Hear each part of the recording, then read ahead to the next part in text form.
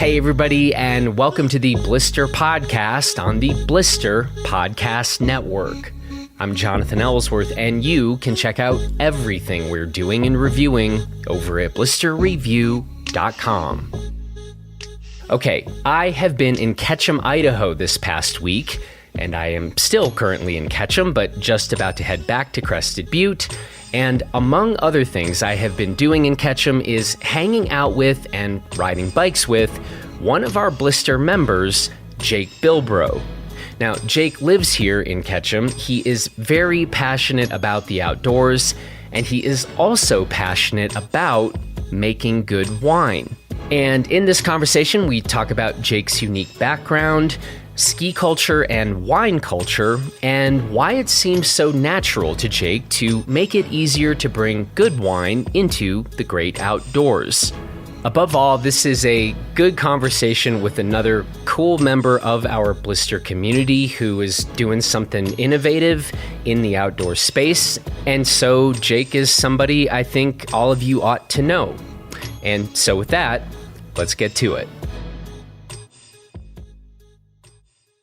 Well, I am here with Jake Bilbrough at the brand new Revel Shine headquarters. I'm probably not the first person to see this space, but I feel like this is early.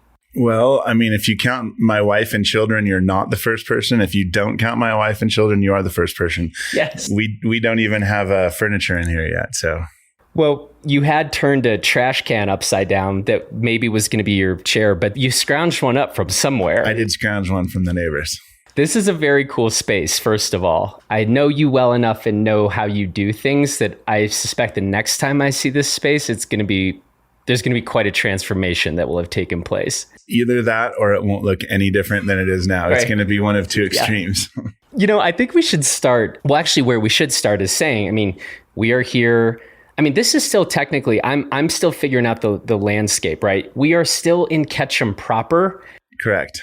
But we're on the Warm Springs side of things. Help me say this the appropriate way. So we are currently in Ketchum, Idaho. If people really wanted to know the specifics, we're in the industrial district right next to Warm Springs. And looking out at the windows, we're looking up at the boulders, Boulder Mountain Range, and it's a little bit smoky. But if it weren't smoky, we'd catch some little glimpses of the sawtooths behind that. So, yeah. And I kind of love these origin stories. I think we should talk a little bit how you and I first got connected. How did we first get connected? I am a Blister member. I've been a Blister member for years and years. And I finally, this past winter, directly reached out because I was looking for a new pair of backcountry skis and I was looking for some direction. And I talked with Luke. Yep. And I finally dropped the hint that maybe if anybody was interested in wine, I'd send you some. And we developed a friendship from there and found out we had a lot of mutual friends back from the Taos arena and other things. So yeah, it's kind of gone quick. Yeah.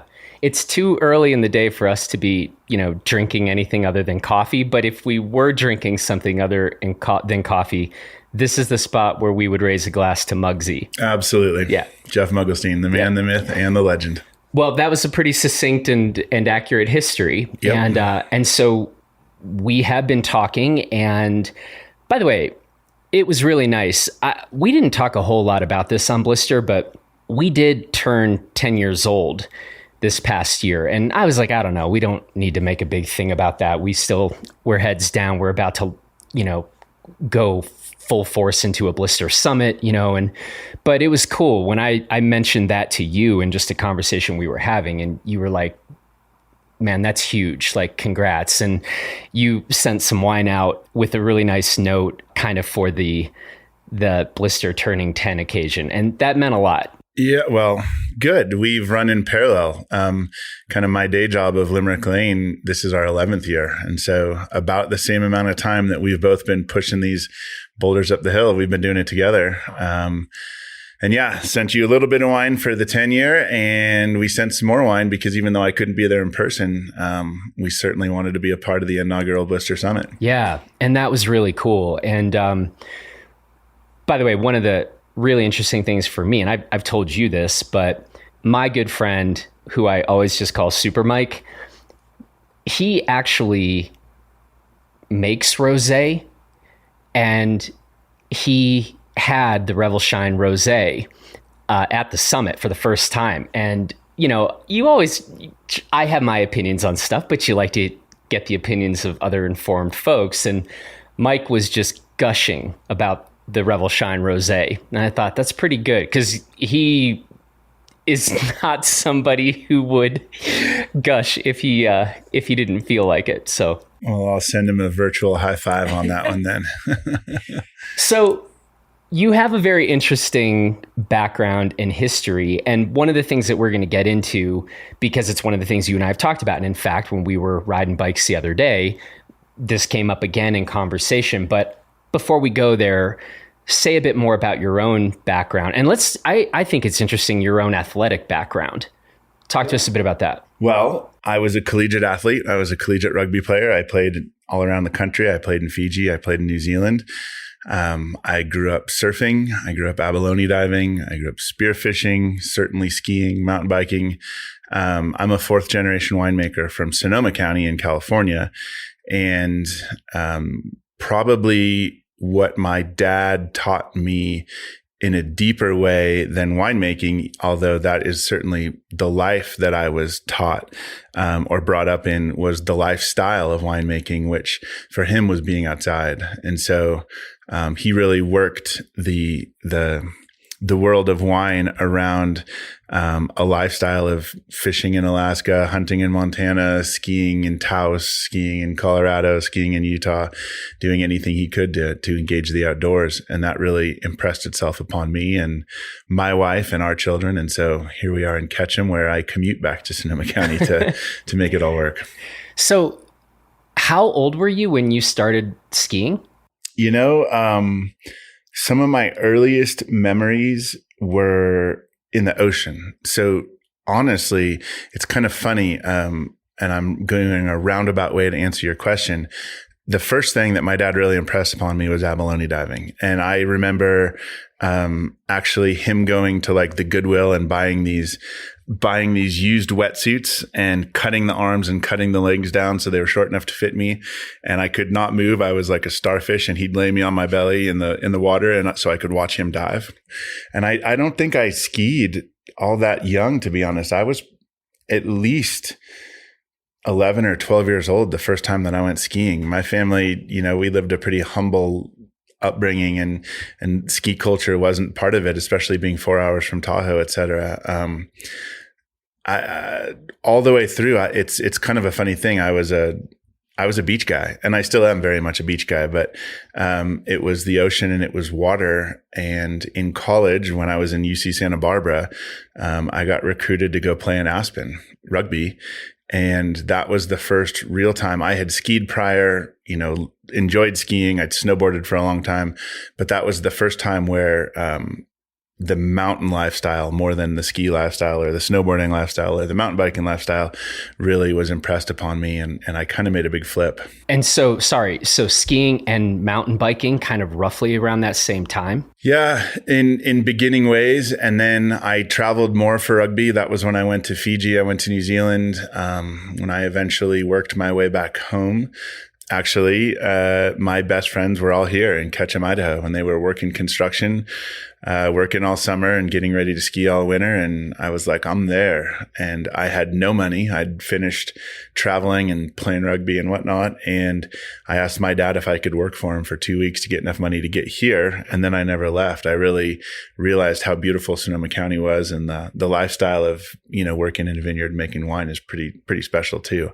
So, it kind of got put on hold for a little while I really dug into the wine industry and that. But sooner than later, you know, ski trips were becoming a normal thing, and mountain biking was hugely becoming a normal thing. And so. And now you've got like the kids who are shredding on skis and shredding on mountain bikes. And so that you're the little Groms that I can't even keep up with anymore. We have many of those in Crested Butte, and I'm always just like, what's happening right now? Yeah. Like, did I tell you my boy took second yesterday in the mountain bike race? Yeah. Huh. So my kids yesterday morning, there was a race up at Galena, and my 13-year-old took second, and my 11-year-old took fifth in the junior competition. So that was pretty cool. Wow. Yeah.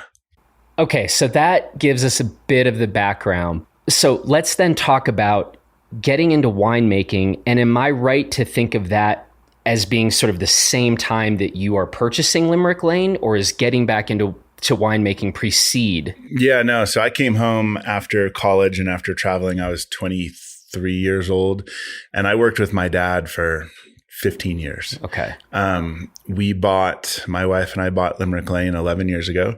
It was in foreclosure. Limerick Lane is in the Russian River Valley of Sonoma County. It is a 111-year-old vineyard with a very small winery on it that was in very poor shape.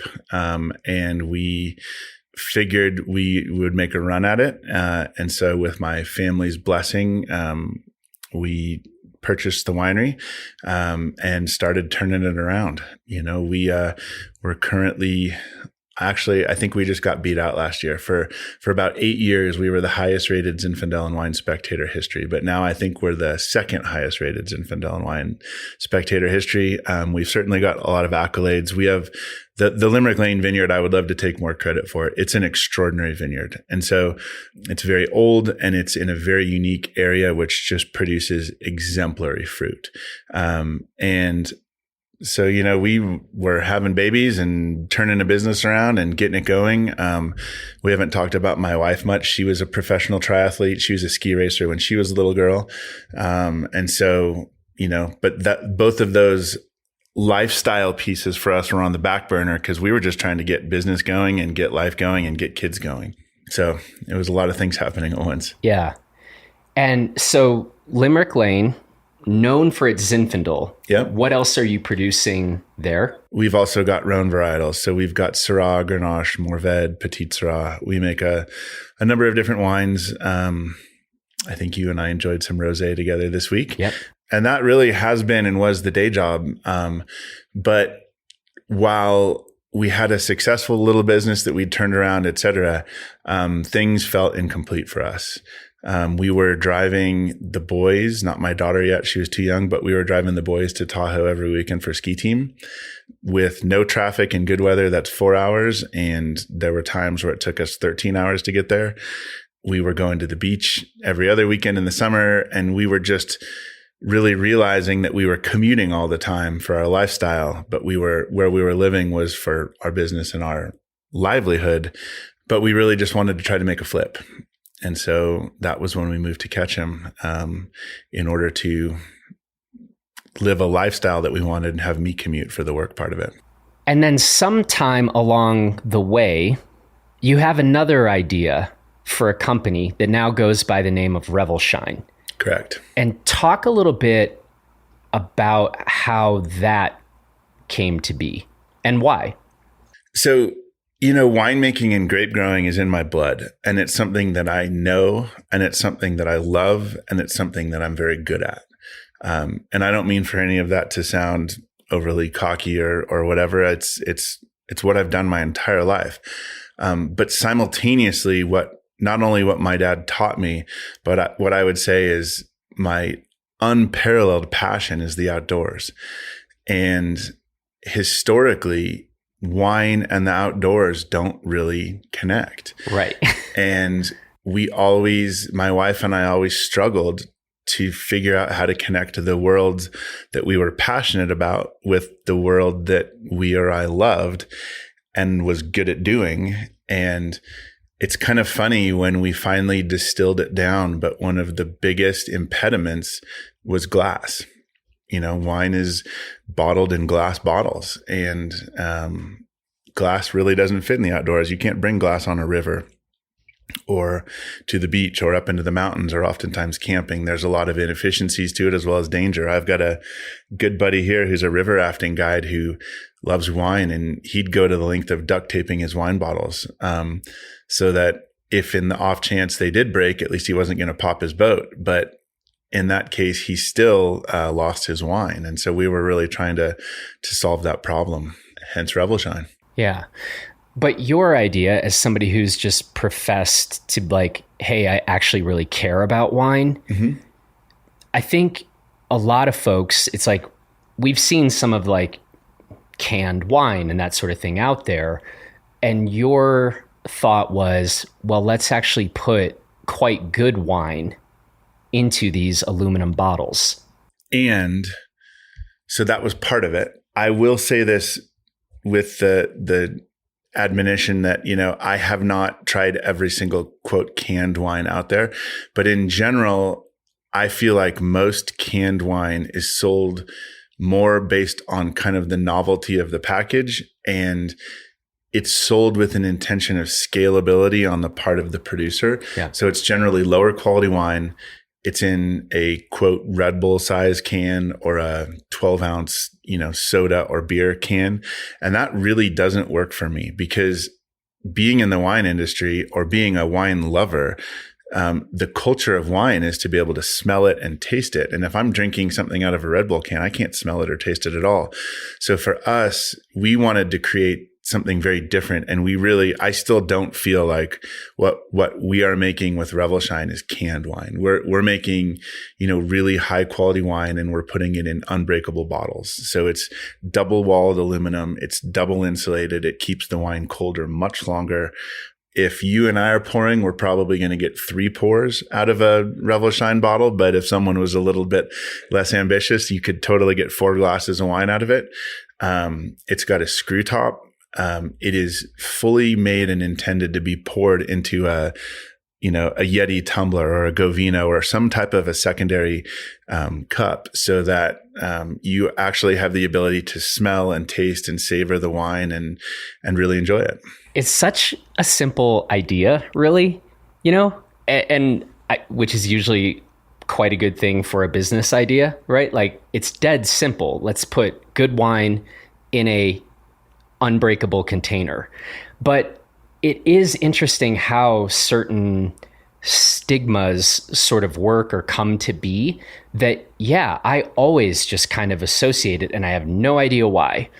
But if you, like, I am not a purchaser in the past of cans of wine, because you're just like, wait, that's not what wine comes in, right? And so, but it's just funny to see these things and see opportunities to kind of reinvent or destigmatize a container in this case. It's really odd. Yeah. And it's odd to me, and I'm grateful for it at the moment, but it's odd to me, quite honestly, that nobody else has done this. Yeah. And so everyone else who is putting wine into this stigmatized container is using traditional pop top can type scenarios, which almost, in my opinion, stigmatize it more.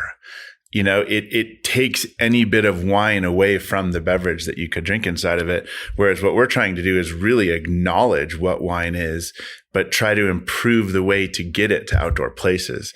And that is a destigmatization. And I guess also I would say, it occurred to me before we started this interview, I was thinking, gosh, what are the Blister members going to think about Jonathan interviewing somebody about wine? Mm-hmm. But, really the way I look at it, this is Blister gear review.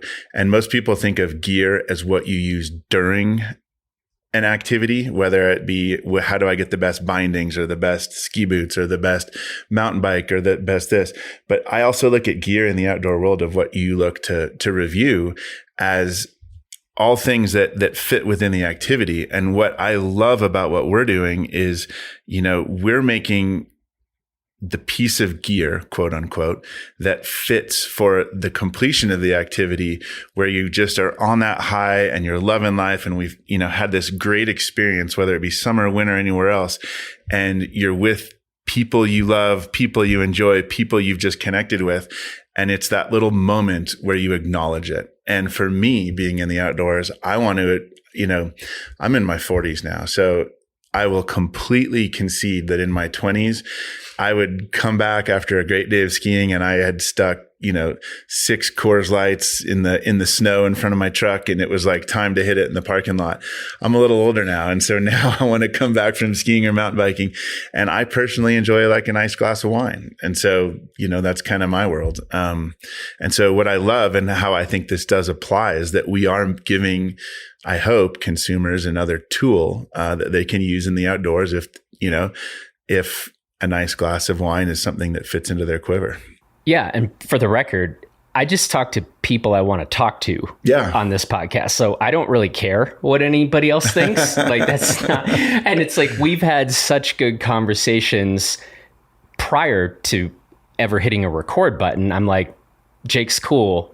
I want people to know this guy who I know and have had the pleasure of getting to know. And I think for me too, I really like it. I think this is a bit of a bias of mine, perhaps. Like if you were some fancy winemaker who didn't also love all this stuff in the outdoor space, there wouldn't be that inroad, right? That shared passion. But when I find people who love skiing and mountain biking or trail running, and they also are passionate about this other world that I know less about, that is inherently interesting to me, right? If you were to ask me, and if I were to be very honest, I would say probably looking at my own scenario from the outside, what I think would probably be the most compelling aspect of what we're doing is the level of authenticity in it. Because my wife and I made a huge life change in order to get more in tune with our passion of the outdoors. This was pre-COVID, by the way. We've felt this and been trying to figure out how to do this for years. And so creating this product is extraordinarily authentic because we really do love to do that. My kids and I were mountain biking all morning this morning, and I know that they're down at the river right now, and I'd probably bet you $5 my wife's got a bottle of Revel Shine Rosé with her having a glass of wine on a Sunday afternoon right now. So, Another thing, when we were riding bikes a few days ago, and this is kind of the part where like you have, and you've touched on it a bit here, but kind of this ski culture and wine culture ethos, and I would say a bike culture and wine culture ethos. And while we were riding, and it was really leisurely ride, it was literally the first bike ride, kind of trail ride I have been on since I blew up my shoulder and broke my ribs. So you were taking it easy on me, but you were talking about how you're like, man, this is actually what I like. Like I like touring, whether it's bike touring or ski touring, and it kind of fits in, frankly, I got a lot of friends back in Crested Butte where it's like, if we're going to go ski or ride, you're having a like, okay, these folks are going to want to dial things to 11 and you better get real focused and serious. And what you were talking about was just a culture of like, I just like being out in the mountains for a long period of time. And if it's traveling slower, that's fine to me because that means we're hanging out in the mountains longer. I love skiing. And skiing to me is teaching my children how to ski. And I taught all of my kids how to ski. And that's skiing backwards on a bunny slope, getting them off the ground on the first time. I love riding the chairlift up. I love skinning up in the backcountry. I love skiing down. I love huge technical terrain. I love powder. As I think we said the other day, the only thing I really don't like is when it's raining when it's skiing. Right. I just don't like being wet and cold. And it can be 4 degrees and I'm into that, but I don't like it when it's rainy. But to me, skiing is so much more than the actual process of sliding down the hill on a pair of sticks. And so I just feel like, in some regard, I'm pretty grateful for the fact that I'm able to have that perspective on it because it takes a lot less for me to be really, really stoked in the mountains. Yep. And it takes a lot less for me to want to celebrate with a glass of wine afterwards, I guess. Yeah. But hey man, I'll come to Crested Butte and we'll go tear it up and we'll go push it. But that's not a prerequisite for me to have had a good day. Yeah. And it also, again, I think when I first learned about Revel Shine, and you're like, got this aluminum casing to carry good wine around. But if you are like, yeah, but my touring party tends to want to move pretty fast, that's where there was a bit of the disconnect at first. And this, what you've just explained here, and as we've been talking about this week, this reminds me actually about a conversation I had with Jeff McFetridge, an artist that, who I have had on Blister Podcast a few times, but we had a conversation, you guys can go find it, where Jeff was like, man, I wish we could get back into ski culture where we were all wearing like wool sweaters and wool pants, and like maybe we just kind of tied a picnic basket onto our packs and leisurely skinned up like a 13-degree slope, and then sat down and just had a picnic in like the sunshine. I mean, was Jeff's words. And while I know that's not all you do, there is something about like reclaiming the chill culture, right? Yeah, I mean, that's awesome. I kind of want to do that. It's a mindset, right? I mean, I should say for the record, when I ski or when I mountain bike, I don't drink while doing that. And I also don't indulge in some of the other, intoxicants that people may choose to. I get such a natural high from skiing and from mountain biking. And I love the clarity, and I love the focus, and I just love how great I feel doing it. I'm not one to like bring my wine with me all day skiing. I certainly love to have a glass of wine afterwards, and I felt like that's where Revel Shine was. But the mindset of being open to the outdoors, to me, I guess maybe I don't want to say it's lost right now, but with all of the seeming way that the industry, whether it be mountain biking or surfing or skiing or whatever, the way that the industry tends to move forward is by seeming to push performance and push limits. Yeah. And that's cool. I mean, I got an amazingly light and badass pair of skis based on Luke's recommendation last year. And I love them, and they absolutely perform for me. But part of what I actually told him that I wanted was I didn't want the hardest charging pair of skis, because I knew that even in the backcountry, if I was taking my kids with me on their first times, I wanted to be able to kind of cruise. Yeah. And so I really wanted really light, functional, performance-oriented skis, but I didn't want the hardest chargers. And I don't know. It's a funny, maybe that's part of getting older, but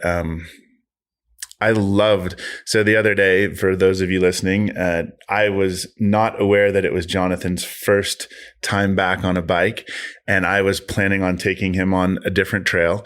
And we ended up riding the Harriman Trail here, which is a 19-mile trail that has just got the slightest downhill the whole way. We drove up to Galena and we rode all the way back to town, and it was beautiful. Yeah. And it was a 2-hour ride. We took our time. We talked. We shared stories. We stopped a couple of times and looked at the amazing mountain peaks around us. And that's mountain biking. That's not all of mountain biking. Yeah. If we had gone and hit Forbidden Fruit, that was going to be mountain biking too. Yeah. But I think that most people tend to think that mountain biking is when you have a grinder of a hill that you climb up and then you rip down as hard as you can on single track. And that's part of it. But I don't think that's all of it. Yeah. By the way, I did finally make it out to Forbidden Fruit last night.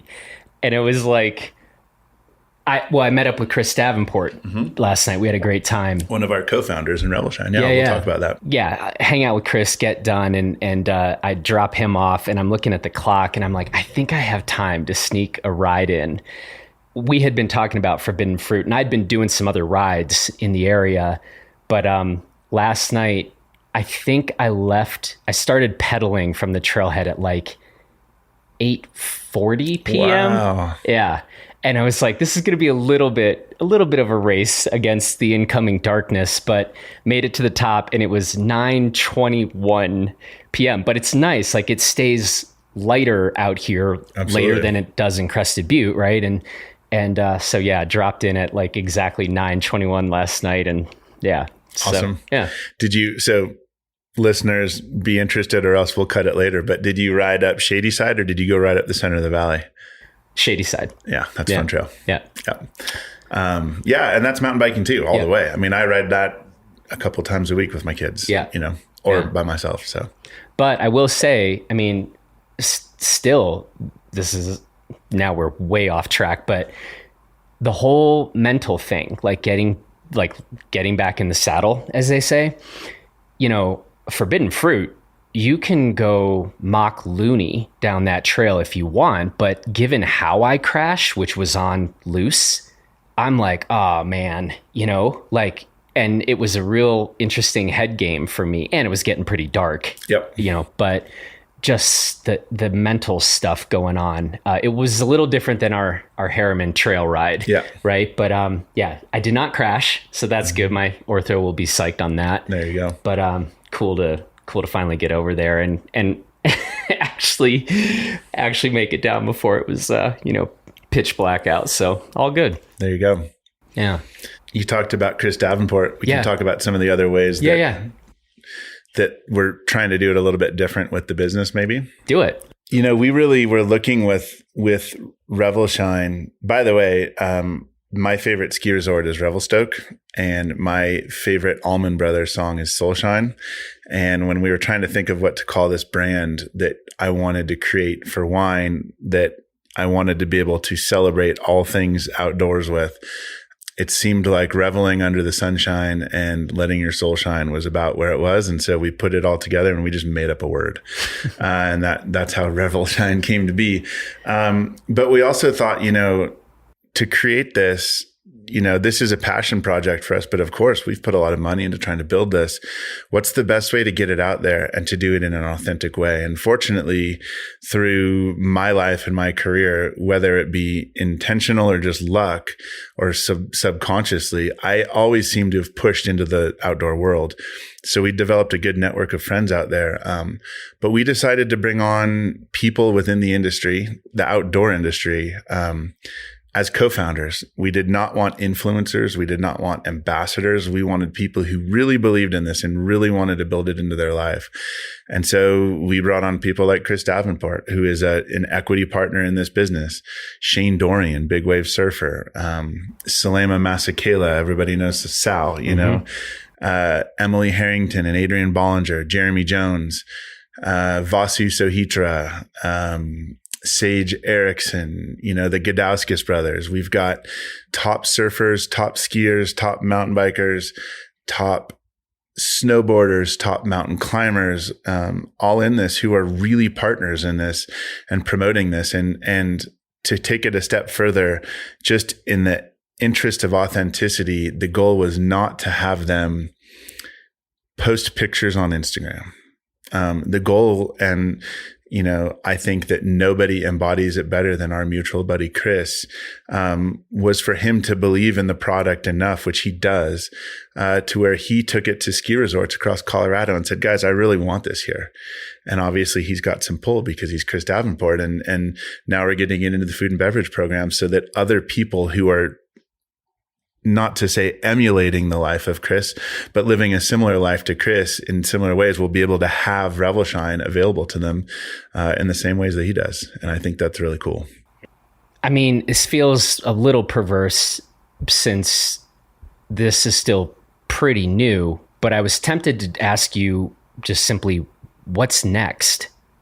I mean, the space we're sitting in, I guess. This is going to be a big focus, or it's going to be a big focus or zero focus, as you said at the top. We're kind of getting out there in this conversation, but it's kind of funny how it's almost instilled upon us like this American dream ideal that there has to be something next, and it has to get bigger, and it has to grow more, and you have to push harder. I don't know. And I don't know if there is a next. I certainly have a lot of desire and ambition and love for both wine and the outdoors. But quite honestly, if I could continue to build this business and be able to take my wife and my children to rivers and, beaches and mountains and include my family in a way to promote healthy and sustainable and responsible wine consumption to celebrate this beautiful outdoors that, is quote meant to be shared, which we that's kind of our tagline with Revelshine. It's meant to be shared. And that refers to the wine as well as the outdoors. I don't know if there is anything after that, because I honestly couldn't envision anything that I'd rather do. Mm-hmm. I guess it would be to get to come to Crested Butte and participate in the summit next year. And hopefully we could, get a couple days in on skis while we're there. But it's kind of the same thing as enjoying, the mellower moments of the ski day. I think right now you and I are here. You've been here for a few days. This is the last day and we're finally doing this interview and recording. But I've enjoyed everything leading up to this just as much, because we've had some wine, we've had a beer, we've had, some great mountain bike ride. It's all part of the journey. Yeah. Good answer. The thing though that I know about you, and I think it's true of a lot of founders, is sometimes we become, I think, like perpetual idea generators. So I like your answer, because it's like, hey, this is enough. Like, we're good. And I think the macro view of what you just laid out, that rings 100% true with everything I know about you. But we've spitballed a lot of... But you're calling me out here. You're calling me at the table. That's why I just wanted to see how you would answer the question. And you don't need to go back on your answer. But I think people should know that you're not exactly a guy who has now run out of ideas. No, we've spent a lot of time this week talking about what's next for Blister. We've talked about what's next for Revelshine. We've talked about what's next across the board. And if there was a third thing I would say that my dad taught me, besides an intense love for the outdoors and how to make wine and a love for winemaking, it would be, to creatively live with passion and keep coming up with ideas. He was always thinking about stuff. I would never want to be stagnant. That would be kind of the death blow, I think, for me in terms of my psyche and who I am.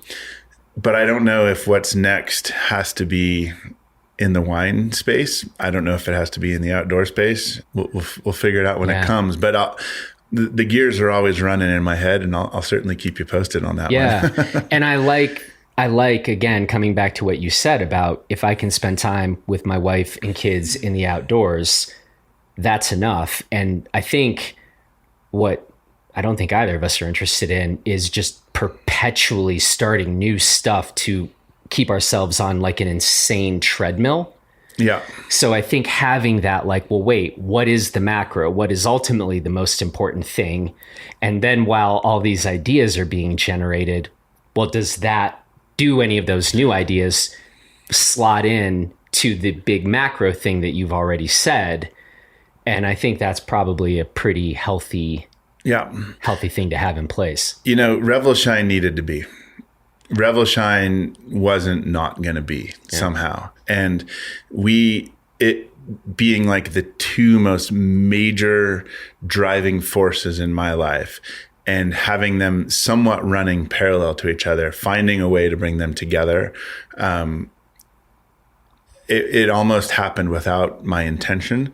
And I also think, I'll never be a skier like Chris Davenport, or a snowboarder like Jeremy Jones, or a surfer like Sage Erickson, or any of those things. And a real actually guiding light and friend, and in some ways mentor is Selema, who loved skateboarding and surfing and all the things that he did, but he knew he wasn't as good at that, but he wanted to be in the industry. And so he found his way to fit in.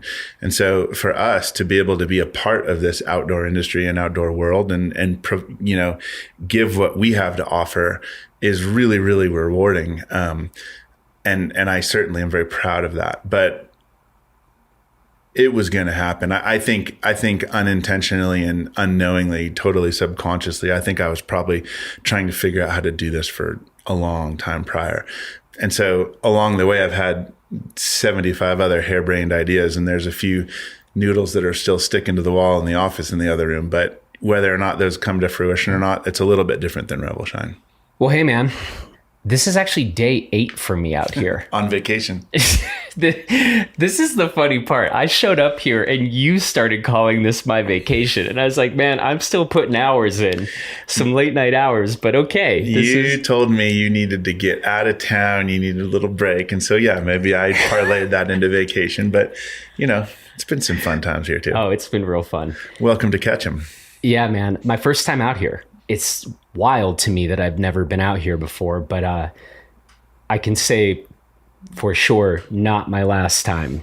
Yeah, you got to come in the winter when we can go tour a little bit up in those beautiful hills up there. Yeah, I'm already looking forward to getting back to this place. And man, we have met some good people this week. And that's such a cool thing. You set up some of those introductions, and man, to have the opportunity to roll into a place like Ketchum with such a significant history, and that's really interesting to me on a number of levels. But then, for you to be like, do you know so-and-so? Have you met so-and-so? And to kind of get to meet some new folks that are just really doing cool things in this community, that's pretty invaluable. And that's been a really cool part of this trip. Well, not to blow too much wind in your sails, but I would also say, and I hope that people, your consumers as well, or your client base and members at Blister as well, if they happen to try Revelshine, I hope that they look at Revelshine the same way that I, as a member, look at Blister. So it's a really easy thing for me to introduce you to the people here, because it's a straight up legit quality product. I will always be a Blister member, and I can with confidence tell Ulin, who owns the bike shop and the ski shop here, or Zach, who owns Sun Valley Guides, and everybody else, Cassie at Wild Rye, who you were with, and everything else, I can with confidence make the introduction, because I know the quality of the product and I believe in it. And hopefully people will see the same thing in Revelshine. So we need to do more of it. We should do some more of it. Hey man, thank you. Thanks for sitting down for this conversation. Again, that is kind of my thing. You had said, you were like, are people really going to want to hear a conversation about wine? And I'm like, to me, the pleasure of some of these conversations is that I just get to introduce our audience to people that I find really interesting in my walk, right? And so, now, ladies and gentlemen, if you didn't know him before, that was Jake Bilbrough. And why don't we do this? Why don't we put, when you post this, by that time I'm working on the fly here, I'll give you a code so that all of your members, if they want to try Revelshine, they can get free shipping on their first order. So they get a little perk as being a Revelshine member. Oh, nice. That can be exclusive for them. We'll figure out some way to do that. So okay. We'll stoke everybody who actually made it this far into the conversation out, but they had to get all the way to the end to find out. Yeah. Hey man, appreciate it. Yep. Good luck with everything you have going on. I'm going to let you get back to the family now. We'll talk soon. Okay, man. Well, that's it for this edition of the Blister Podcast. And if you are a Blister member, check out the Blister Member Clubhouse page to get the code for Jake's offer on Revelshine. I didn't know he was going to offer that. So thanks, Jake. That was nice of you. And I also want to thank Jake for this conversation and for being a good trail guide here in Ketchum. I want to say thanks to Taylor Ahern for producing this episode. And of course, thanks to you for listening. And now I am going to hit the road and head back to Crested Butte. And on behalf of everybody, here in Ketchum and back in Gunnison and CB, please take good care of yourself and everybody else. And we will talk to you again real soon. Bye, everybody.